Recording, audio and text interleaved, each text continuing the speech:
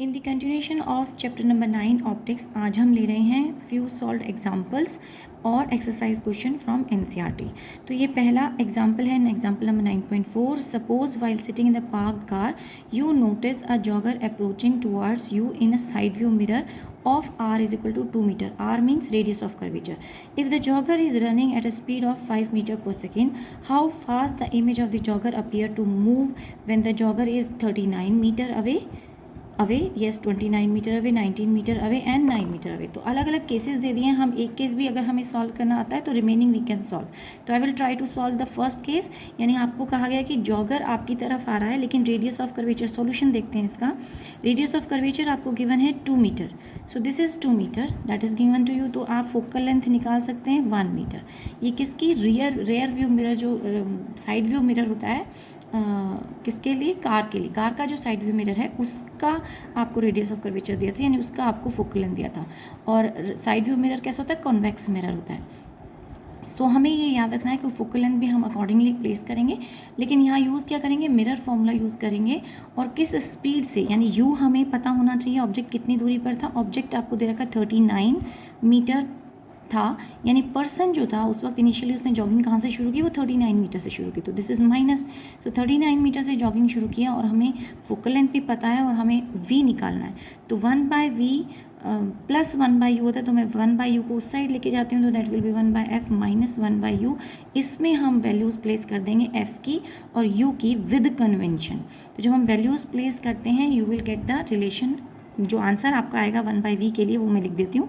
तो v is equal to 39/40 metre आ जाएगा। रिमेंबर यहाँ फोकल लेंथ प्लस लेना है, यू ही नेगेटिव है। फोकल लेंथ प्लस क्यों लिया है कि जो रियर व्यू मिरर होता है वो कैसा होता है, कॉन्वेक्स होता है। तो हमें ये याद रखना है। तो हमारे पास v आ गया, यानी फाइनल इमेज जो है वो ऑब्जेक्ट की यहाँ पर होगी। नाउ क्वेश्चन में दिया है कि as the jogger is moving with the speed of 5 metre per second. तो हम ये समझ सकते हैं कि इसका मतलब 1 सेकेंड में जॉगर ने 5 मीटर का डिस्टेंस कवर किया। इस क्वेश्चन के अंदर कहीं भी एक्सेलरेशन का जिक्र नहीं है, तो ये जो 1 सेकेंड की फाइनल वेलोसिटी हमें बता रहा है कि 5 मीटर है, मतलब डिस्टेंस हमें बता रहा है कि 5 मीटर डिस्टेंस कवर हुआ इन 1 सेकेंड। कॉन्स्टेंटली वो मूव कर रहा है, तो हर 1 सेकेंड के बाद वो 5 मीटर का डिस्टेंस और कवर करता हुआ चला जाएगा। तो 5 मीटर पहले सेकंड में, 5 मीटर दूसरे सेकंड में। तो यानी हम ये कंसीडर करके चल रहे हैं as there is no statement about the acceleration, so we are considering that the speed is constant. तो थ्रू आउट स्पीड कांस्टेंट। अगर वो एक्सेलरेशन की बात करता या ये स्पीड वेरिएबल होती तो फिर आपको डिफ्रेंसिएशन करना पड़ता, यानी डिफरेंशियल मेथड यूज़ करना पड़ता, फिर ये वैलिड नहीं था। बट ये क्वाइट सिंपल है और इसके अंदर हमने सिर्फ वेलोसिटी ले लिया। अब ये वेलोसिटी कह रहे हैं, ये v यानी कि ऑब्जेक्ट इमेज पोजीशन जो है वो हमारे पास फाइनली आ गई है। तो अब हम क्या करते हैं, उसने डिस्टेंस कवर्ड कितना था इन 1 सेकेंड बाय जॉगर, वो है 5 मीटर। सो u जो है न्यू u, यानी कि आफ्टर 1 सेकेंड के बाद ऑब्जेक्ट आगे आ गया है 5 मीटर, तो अब उसकी u की पोजीशन चेंज हो गई। तो u अब क्या हो गया होगा, पहले वो 39 मीटर पीछे था, अब वो 5 मीटर उससे पास आ गया। दैट मीन्स 39 में से आप 5 मीटर सब्ट्रैक्ट कर दीजिए, तो अब u की पोजीशन 34 मीटर है। बट u तो हमेशा ही नेगेटिव होता है, तो यानी नया u जो है 1 सेकेंड के बाद वाला u वो भी -34 मीटर ही होगा। तो अब हमारे पास u की वैल्यू ये आ चुकी है, तो हम v डैश निकाल सकते हैं फिर से, यानी कि फिर से यही वाला फॉर्मूला हम लगाएंगे। तो मैं लिख देती हूँ 1/v ऑफ डैश, लेकिन उसे न्यू पोजीशन है वो इमेज की, तो हम न्यू पोजीशन के लिए मैंने v डैश बोल दिया है। तो आई विल टेक v, इसको भी आप u डैश कह सकते हो। फोकल लेंथ पे तो कोई फ़र्क नहीं पड़ा, लेकिन u पे फ़र्क पड़ा, u डैश हो गई वो। और ये u डैश की वैल्यू हम यहाँ पे प्लेस करेंगे, सिंप्लीफाई करेंगे, तो you will calculate and v dash will be coming out to be 34/35 metre. So मैं डायरेक्ट आंसर लिख रही हूँ, आप कैलकुलेट करके देख सकते हैं, क्रॉस चेक कर सकते हैं whether it is coming out with the way same और नॉट। तो अब देखते हैं कि पुरानी इमेज यहाँ बन रही थी, अब न्यू इमेज यहाँ बन रही है, तो इन दोनों इमेज के बीच में कितना गैप आ रहा है। तो v minus v of dash हम निकाल लेते हैं, दैट इज़ 39/40 माइनस 34/35, और जब इसे आप सिंप्लीफाई करते हैं यू विल गेट 280 मीटर। सो हम कह सकते हैं कि जो एवरेज वेलोसिटी होगी एवरेज स्पीड कह सकते हो आप इसको। एवरेज स्पीड ऑफ इमेज जो है वो हमसे मांग रहे थे। वो कह रहा था कि क्वेश्चन को हम फिर से देख लेते हैं कि how fast the image of the jogger appear, कितनी fast image of the jogger move कर रही है व्हेन जॉगर 39 पे था, 29 पे था, 19 पे था। तो मैंने पहला केस सॉल्व किया है, ए केस, जब जॉगर कहाँ था, 39 मीटर के डिस्टेंस पे था। बाकी भी इसी तरीके से आएंगे। तो इमेज की जो स्पीड होगी, एवरेज स्पीड, वो कितनी आ रही है, 1/280 मीटर पर सेकेंड। यानी ये डिस्टेंस जो कवर हुआ है इमेज का, वो भी एक ही सेकंड में कवर हुआ है। एक सेकंड में उसने ऑब्जेक्ट डिस्टेंस कवर किया, एक सेकंड में उसने इमेज डिस्टेंस कवर किया। तो क्योंकि जैसे ऑब्जेक्ट डिस्टेंस हर बार सेम डिस्टेंस ट्रेवल कर रहा है, तो स्पीड क्या रही, कांस्टेंट हो गई। तो सेम यहाँ पे जो इमेज डिस्टेंस ट्रेवल करेगा उसको भी हम कह सकते हैं एवरेज स्पीड। तो this is your average speed for the image distance. ऐसे ही आप बाकी केसेस के लिए भी कर सकते हैं। तो मैं डायरेक्टली आंसर करती हूँ, follow the same method, and आप उसके लिए यूज़ कर सकते हो 150/29, यानी बी केस का आंसर आता है metre per second, and C case का आंसर आता है 1/60 metre per second, which you may try. Same method, same procedure, लेकिन हर बार आपके पास डिफरेंट वैल्यू आ जाएंगी। और डी जो दे रखा है 9 मीटर, उसके लिए आंसर आता है 1/t metre per second respectively. तो हर एक केस का मैंने आंसर लिखा है, you can try the question. Now this is a question number 9.3 of exercise. Now I have highlighted the main points. Question कहता है, a tank is filled with the water to the height of 12.5 centimeter.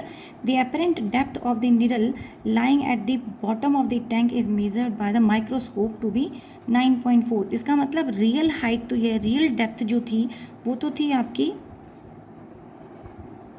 वो थी हमें दे रखी 12.5 centimetre, लेकिन जो apparent थी वो है 9.4 सेंटीमीटर। यानी एक्चुअल में निडल था 12.5 सेंटीमीटर पे, लेकिन हमें माइक्रोस्कोप से वो एपरेंट डेप्थ पे कितना दिखाई दे रहा है, 9.4 सेंटीमीटर पे दिखा रहा है। What is the refractive index of the water, यानी हमें म्यू ऑफ द वाटर निकालना है। If the water is replaced by liquid of refractive index 1.63 up to the same height, उतनी ही हाइट तक, यानी 12.5 हाइट तक की, अब हमने पानी की जगह कुछ और मीडियम भर दिया जिसका रिफ्रैक्टिव इंडेक्स हमें गिवन है। What distance, by what distance would the microscope have to move to focus the needle again. तो हमें माइक्रोस्कोप को भी दोबारा रीएडजस्ट करना पड़ेगा निडल को क्लियरली देखने के लिए। सिंपल सी बात है कि हमने, इसका मतलब क्या हुआ, जब आपने दूसरा मीडियम फिल किया तो आपकी एपरेंट डेप्थ जो वो चेंज हो गई, तो एपरेंट पोजीशन चेंज होगी, जिसकी वजह से आपको दोबारा माइक्रोस्कोप एडजस्ट करना पड़ा और हमें वही निकालना है। तो पहला पार्ट सॉल्व करते हैं, जहाँ उन्होंने कहा कि वाटर का रिफ्रैक्टिव इंडेक्स बताइए। ये तो बहुत ही सिंपल हो जाता है। एयर से जब हम वाटर में जाते हैं तो हमारा फॉर्मूला होता है रियल बाय एपरेंट, ये हमारा बेसिक फॉर्मूला है। सो नाउ ये आपको दिया हुआ है 9.4, दोनों ही दे रखे हैं, दैट इज़ 1.33। तो वाटर का तो क्लियरली होता भी इतना ही, स्टैंडर्ड भी इतना ही, हमें याद भी होना चाहिए, कैलकुलेशन की ज़रूरत ही नहीं थी। लेकिन जब हमने डेप्थ, यानी जब हमने टैंक को दूसरे रिफ्रैक्टिव इंडेक्स से फिल किया तो फॉर्मूला यही लगाएंगे, लेकिन अब की बार एयर से दूसरे मीडियम में जा रहा है और उसका रिफ्रैक्टिव इंडेक्स 1.63 है। तो इक्वेशन हो गई 1.63। इक्वेशन वही है, रियल बाय एपरेंटली। रियल हमें अभी भी पता है, रियल तो उतनी ही रहेगी, लेकिन एपरेंट हमें नहीं पता। तो एपरेंट को मैं ए बोल देती हूँ, या अननोन एक्स वाई जेड कुछ भी आप नाम दे सकते हो। तो ए मुझे चाहिए। This implies a is equal to 12.5 by 1.63। तो जब आप इसे सॉल्व करते हैं the answer will be 7.7 centimetre. तो आंसर 7.7 सेंटीमीटर हो गया, यानी कि अब की बार एपरेंट डेप्थ हमारी 7.7 हो गई, पुरानी थी 9.4। तो आप डिफरेंस निकाल लीजिए इन दोनों का। Therefore we can say the distance the microscope would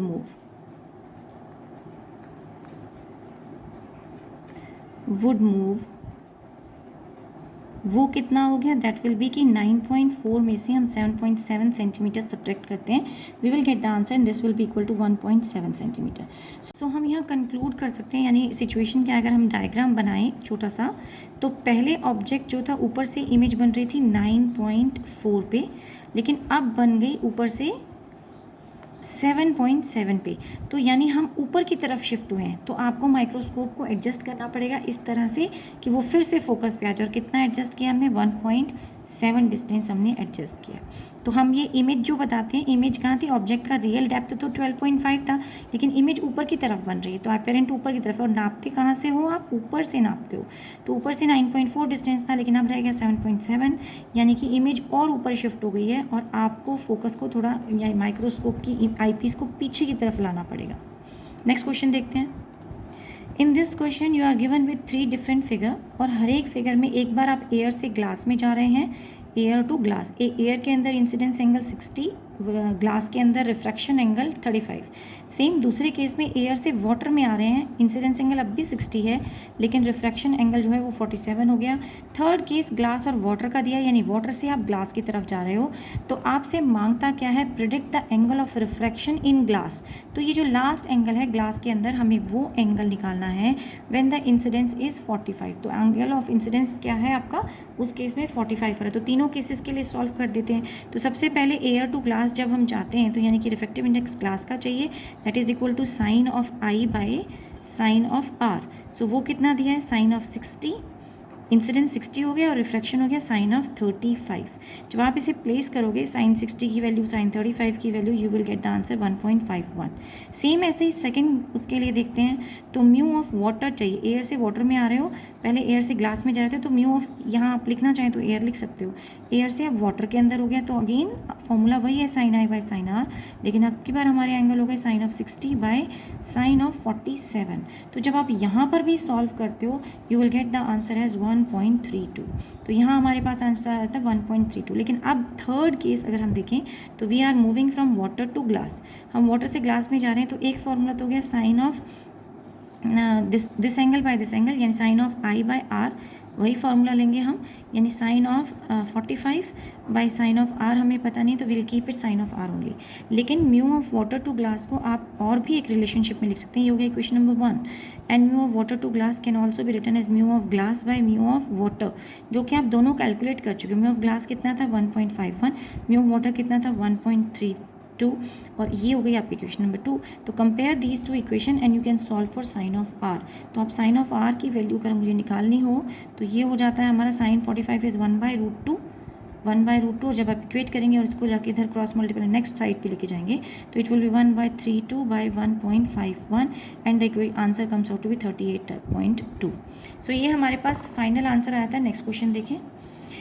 a small bulb is placed at the tank containing A water at the depth of 80 centimetre. तो यानी कि हमें एक टैंक दिया है और टैंक के अंदर at the depth of 80 centimetre आपने क्या प्लेस कर दिया है, वाटर फील्ड है उसके अंदर। Okay, small bulb is, okay bulb placed है, is placed at the bottom of the tank containing water, water भी फील्ड है और उसी में बॉटम पे आपका एक बल्ब यहाँ पर सपोज प्लेस्ड होगा। What is the area of the surface of water through which the light from the bulb can emerge out. Okay, ये दिस इज वेरी, ये इस टाइप का क्वेश्चन हमने पहले भी किया है और ये एनसीईआरटी में भी काफ़ी कॉमन है।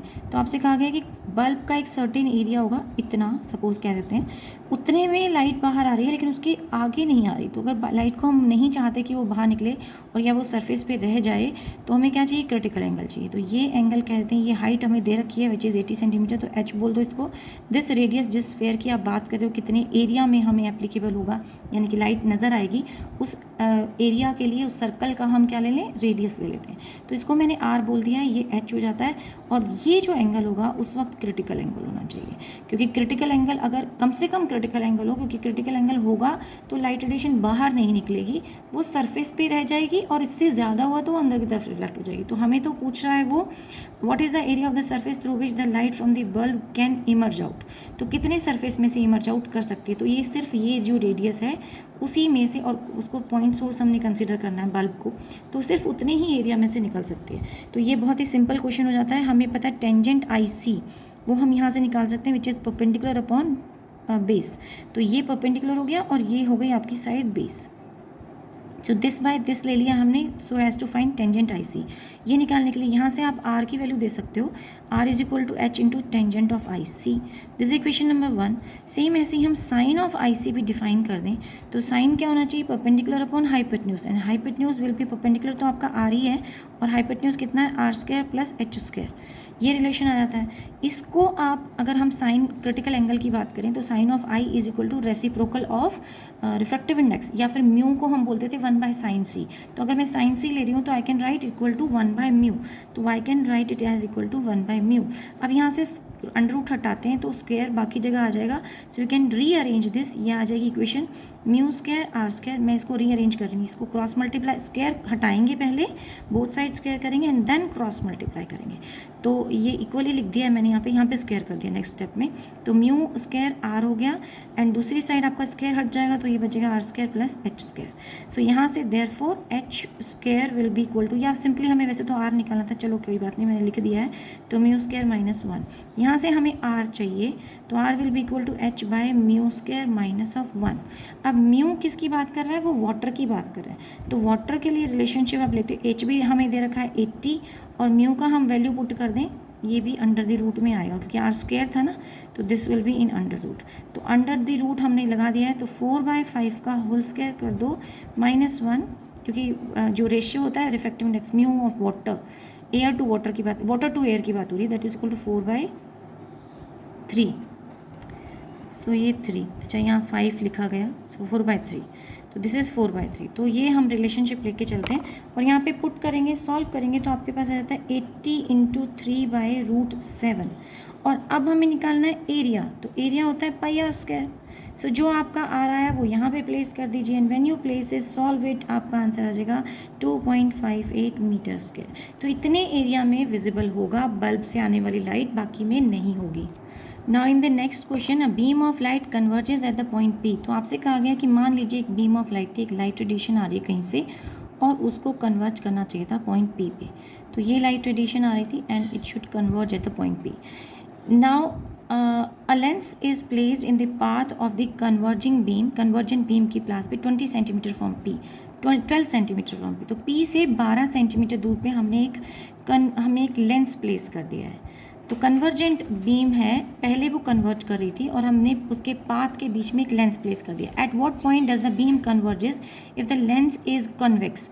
तो सबसे पहले हम प्लेस करते हैं कॉन्वेक्स लेंस। तो अगर हमने कॉन्वेक्स लेंस प्लेस किया है तो ये बीम कहाँ पर कन्वर्ज करेगी, ऑब्वियसली अब ये उतनी डिस्टेंस पर तो नहीं करेगी, it will converge at some different point. Eye पर कन्वर्ज करना, सपोज मान लीजिए हम आई पे कन्वर्ज करा देते हैं इसको, यहाँ पर ये कन्वर्ज कर जाएगी। सो ये पॉइंट हमें निकालना है कि वो कहाँ कन्वर्ज करे। तो कुछ भी नहीं है, लेंस फॉर्मूला सिंपली हमें लगाना है।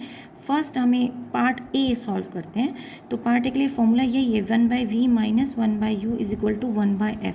बस हमें ये देखना है कि u, v, f ये सब क्या होंगे। तो फोकल लेंथ तो हमें गिवन है क्वेश्चन के अंदर, दैट इज़ 20 सेंटीमीटर, ये हमको गिवन था। अब u देखना है, u कहाँ होगा। तो u ये जो पॉइंट p था जहाँ पर एक्चुअली रे कन्वर्ज कर रही थी, इसका मतलब अगर ऑब्जेक्ट इन्फिनिटी पे रहा होगा तो उसने इमेज बनानी थी पॉइंट p पे, लेकिन उसी के पाथ के बीच में कन्वेक्स लेंस आ गया तो वो पॉइंट p ऑब्जेक्ट का काम करेगा, और वो भी कैसा ऑब्जेक्ट, वर्चुअल ऑब्जेक्ट। किसके लिए, इस वाले लेंस के लिए। तो इस लेंस के लिए वो वर्चुअल ऑब्जेक्ट का काम कर रहा है, तो और हमें वही डिस्टेंस हमें चाहिए एंड वो डिस्टेंस हमें दे कितना रखा था, 12 सेंटीमीटर। तो ये 12 सेंटीमीटर था पॉइंट P से लेकर लेंस तक का डिस्टेंस, और वही आपका U बिहेव करेगा। तो U हमारे पास, लेकिन ये व्यू कैसा है, ये वर्चुअल U है और उसी डायरेक्शन में हम ऑब्जर्व कर रहे हैं जिस डायरेक्शन में लाइट रेडिएशन जा रही है। तो अब की बार ये U कैसा होगा, पॉजिटिव रहेगा। When you place all the value solve करेंगे तो V का फॉर्मूला आ जाता है 15/2 and it is 7.5 centimetre. Same ऐसे ही B पॉइंट के लिए सॉल्व करते हैं। अब कह रहा है वो कॉन्केव लेंस प्लेस कर दो। So where will be the focal length for the concave lens. So same formula we will apply, v minus u is equal to 1/f, but now the focal length is 16 centimetre and u is equal to, again अब आपने यहाँ पर भी रखा है तो u में भी कोई फ़र्क नहीं पड़ा क्योंकि पॉइंट तो p वही है, बट हमने सिर्फ लेंस चेंज किया तो हमारे लिए फोकल लेंथ बदली है, बाकी कुछ नहीं। और क्योंकि अब की बार कॉन्केव की बात करें तो दिस शुड बी माइनस, तो u तो अभी भी 12 सेंटीमीटर है। सो माइनस एंड प्लस दोनों कन्वेंशन के साथ back to the equation put करेंगे तो v will come out to be 48 centimetre. So दोनों ही केस में हमें इमेज की पोजीशन बतानी थी। कहता है at what point does the beam converge if the lens of convex या कॉन्केव, दोनों हमने रास्ते में उसके पाथ के इन बिटवीन द पाथ हमने प्लेस कर दिए हैं। तो नेक्स्ट क्वेश्चन देखते हैं।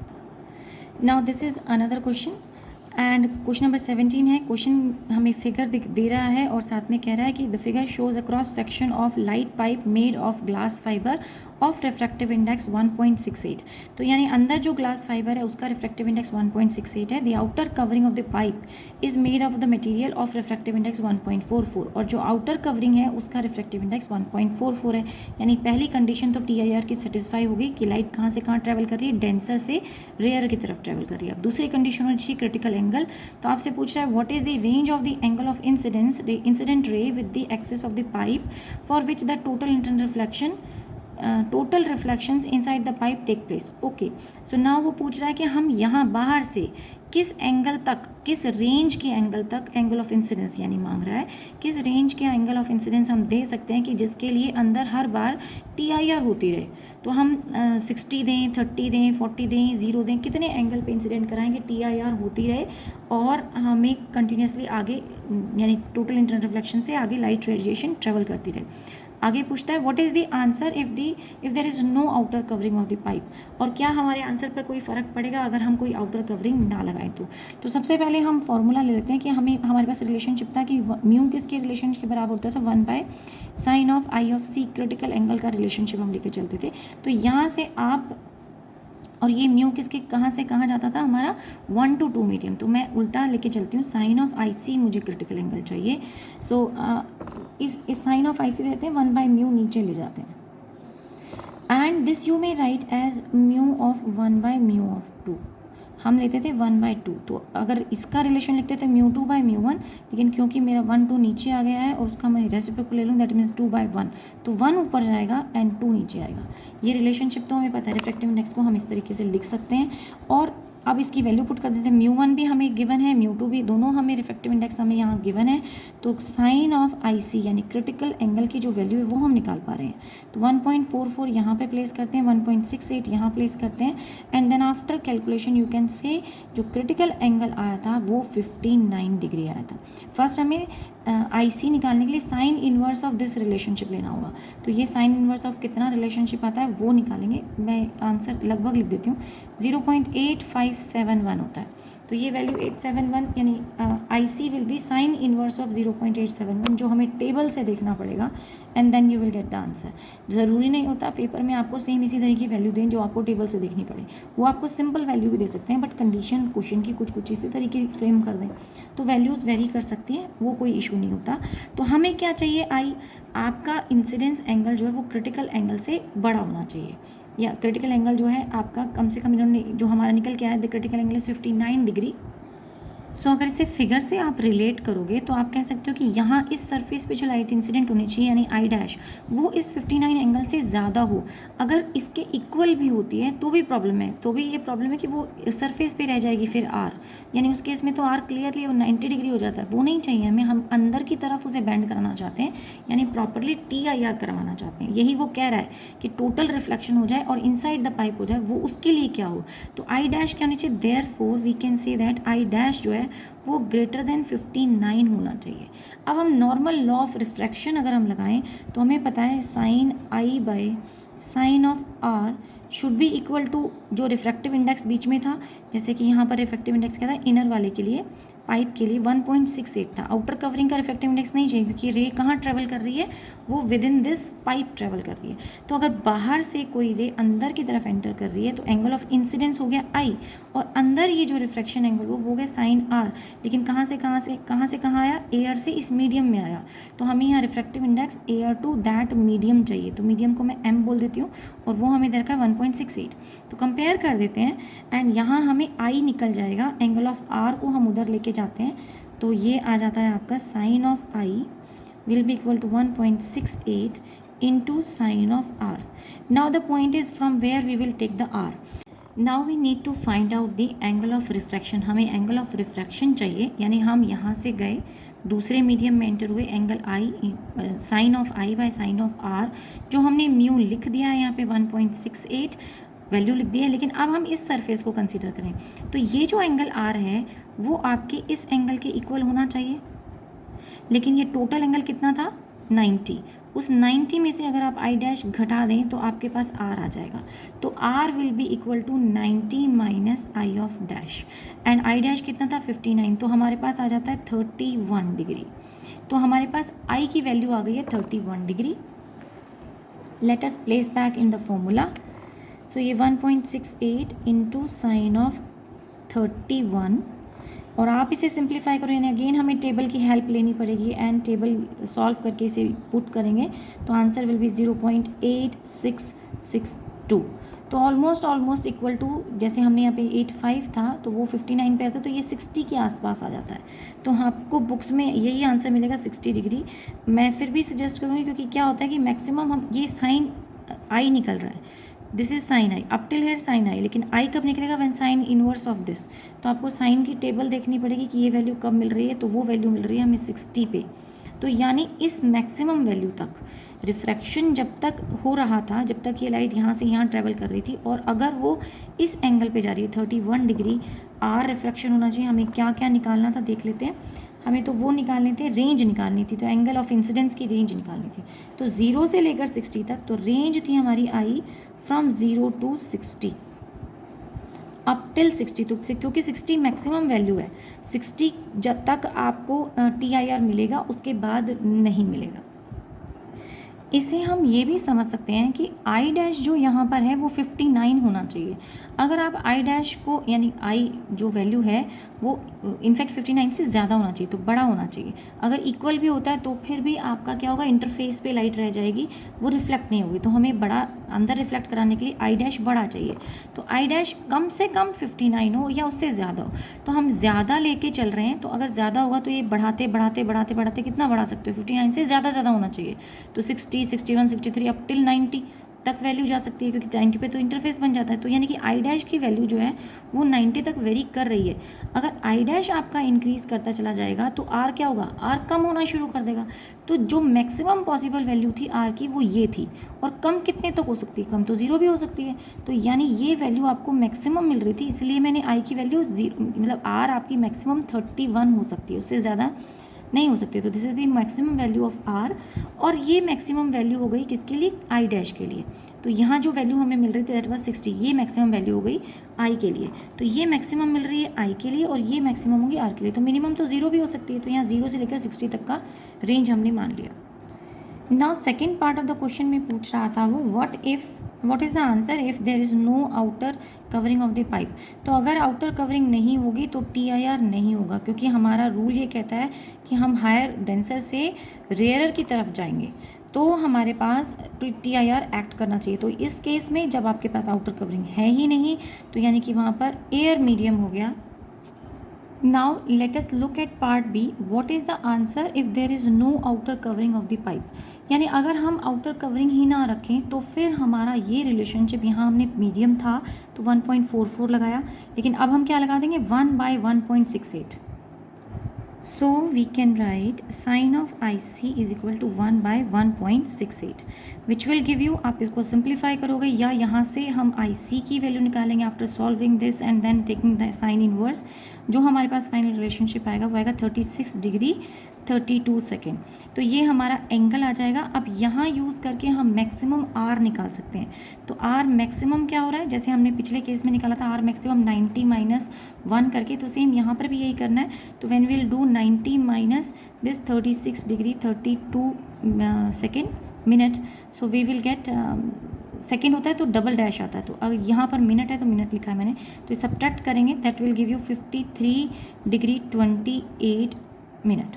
सो ये हमारे पास एंगल आ जाता है। Now we will place back in this relationship, जैसे हमारा यहाँ रिलेशनशिप था तो यहाँ पुट कर देते हैं sine of I maximum that is equal to N. जो भी रिफ्रैक्टिव इंडेक्स था हमारा, रिफ्रैक्टिव इंडेक्स था 1.68, वो पहले भी यही था, अभी भी यही रहेगा, क्योंकि ये तो मीडियम का रिफ्रैक्टिव इंडेक्स है, ट्यूब का रिफ्रैक्टिव इंडेक्स है।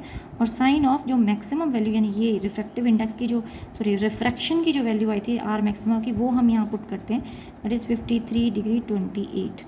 और ये जब आप सिंप्लीफाई करोगे तो this value will come out to be 1.3। But from here we can conclude that sine theta can not be equal to 1.3, क्योंकि मैक्सिमम वैल्यू साइन थीटा की कितनी हो सकती है, 1 हो सकती है। और वो कब मिलती है, जब आई आपके पास क्या हो जाए, या ये आई मैक्सिमम क्या हो जाए, 90 हो जाए। तो हम अगर 90 लेते हैं then we will get the value 1। तो ये पॉसिबिलिटी हो ही नहीं सकती। हमारे पास पॉसिबिलिटी क्या है कि 0 से लेकर 90 डिग्री एंगल तक कहीं पर भी टोटल इंटरनल रिफ्लेक्शन फेस कर सकता है। तो यानी कि अगर इंसिडेंट रे हमारी 0 से लेकर 90 तक कहीं भी होगी तो जो रिफ्रैक्टेड रे होगी वो टोटल इंटरनल रिफ्लेक्शन सफ़र करेगी। सो हम यहाँ ये भी देख लेते हैं, अगर हम आई मैक्सिमा को 90 ले रहे हैं, यानी जो मैक्सिमम इंसिडेंट एंगल था वो अगर 90 हो सकता है, तो फिर आर मैक्सिमम जो है वो आपकी 53 नहीं हो सकती, क्योंकि फॉर्मूला क्या होता है कि sine I by sine of R. अब ये क्योंकि हम मैक्सिमम ले रहे हैं तो इसे भी मैक्सिमम लेते हैं and that is equal to 1.68। लेकिन आई मैक्सिमम तो हम साइन 90 लेके चल रहे हैं, तो ये ऊपर वाला क्या हो गया, 1 हो गया। तो 1 बाय साइन ऑफ आर, या मुझे निकालना है 1.68 ले लेते हैं और यहाँ निकाल लेते हैं sine of R maximum. Sine of R maximum लेते हैं, बट अगर हम इसे सिंप्लीफाई करेंगे यू विल गेट अगेन, क्योंकि ये 1/68 तो हमने पहले सॉल्व किया था और इससे हमारा IC क्या आया था 36 डिग्री 32। तो यानी कि आपका एंगल ऑफ रिफ्रैक्शन भी इतना ही हो सकता है, तो यही आपका एंगल ऑफ रिफ्रैक्शन भी होगा। So we can conclude that R maximum can be only 36 degree by 32 minute. So I am repeating once again, क्योंकि ये थोड़ा सा कन्फ्यूजन लग रहा होगा यहाँ पे। साइन आई जो था वो क्रिटिकल एंगल था, वो हमने कब निकाला, जब हमने एयर मीडियम ले लिया। तो एयर के लिए वैक्यूम होता है, एयर के लिए हमने ले लिया 1 रिफ्रैक्टिव इंडेक्स या वैक्यूम के लिए, एंड देन यानी कि बाहर कोई कोटिंग नहीं थी, तो 1.68 इनर मीडियम था ट्यूब का, वो हमने लिया, रेशो लिया, यहाँ से क्रिटिकल एंगल निकाला। लेकिन आर मैक्सिमम हमें अगर चाहिए तो दैट विल बी 90 - 36 डिग्री 32, जैसे हमने पिछले केस में किया था। तो जैसे हमारा यहाँ पर पिछला केस था, let me show like this. जैसे हमने यहाँ पे लिखा है कि 90 - आई डैश होना चाहिए, तो आई डैश क्या थे, क्रिटिकल एंगल की बात हुई थी, यानी कि आपका आई डैश जो था वो क्या होना चाहिए, ग्रेटर देन क्रिटिकल एंगल। तो पहले हमने क्रिटिकल निकाला, क्रिटिकल अगर इतना है तो यानी इससे ज़्यादा ही आई डैश होना, तो हमने आई डैश को सब्ट्रैक्ट कर दिया and then was giving you 31। इस केस में वो हमारा 53 आ रहा था, लेकिन अब हम 53 को पुट करते हैं तो हमारा साइन आई मैक्सिमम वो 1.3 आ जाता है, जो कि 1 से ज़्यादा है। और मैक्सिमम वैल्यू जो साइन की होती है वो 1 होती है, और वो कब मिलती है, जब 90 होता है। तो हमने 90 वैल्यू कंसिडर कर ली और फिर 90 को यहाँ पुट किया और फिर से सिंप्लीफाई किया साइन आर मैक्सिमम के लिए। तो हमारे पास साइन आर मैक्सिमम निकला और उससे हम आर मैक्सिमम निकाल सकते हैं विच इज़ 36.32 मिनट। यानी कि क्रिटिकल एंगल और आर मैक्सिमम सेम हो सकते हैं, आर मैक्सिमम इससे ज़्यादा नहीं हो सकता, आई मैक्सिमम 90 से ज़्यादा नहीं हो सकता। तो रेंज क्या हो जाएगी, हमारी रेंज हो गई 0 से लेकर आई मैक्सिमा की लेस देन 90 या इक्वल टू 90 भी बोल सकते हैं। तो यहाँ से लेकर 90 डिग्री एंगल तक आपको कहीं पर भी रिफ्लेक्शन आपको मिल जाएगी, लेस देन 90 हो और आई मैक्सिमम ग्रेटर देन 0 हो, तो उन जगहों पर आपको वैल्यू मिल जाएगी टोटल इंटरनल रिफ्लेक्शन के लिए। सो हम कंक्लूड कर सकते हैं कि I maximum can be greater than 0 और लेस देन 90, क्योंकि 90 ही मैक्सिमम वैल्यू हो सकती है, और R maximum can be this. So this was the final answer. Next class में नेक्स्ट क्वेश्चन लेंगे। Thank you.